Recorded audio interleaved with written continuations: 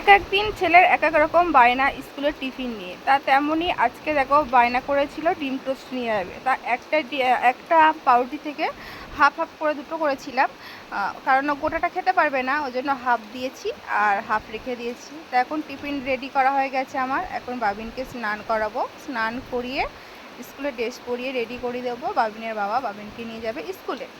যেহেতু ছেলে আমার বড় হচ্ছে, ওর জন্য না এখন টিপ পড়তে চাই না, বলে মাম্মা মামি টিপ পড়ে গেলে আমার বন্ধুরা সব হাসাহাসি করে। আমি বলি না বাবা, আর কিছুদিন পরও টিপ না পড়লে না কপালটা কেমন খালি খালি লাগে। যেহেতু ছোটোবেলা থেকে পড়ি, একটা অভ্যাস হয়ে গেছে, আস্তে আস্তে এটা কাটাতে হবে।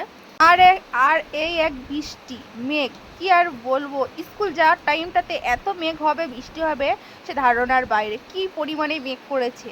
তা দেখো ওরা রাস্তা পর্যন্ত যেতে পারে কি ঠিক নেই।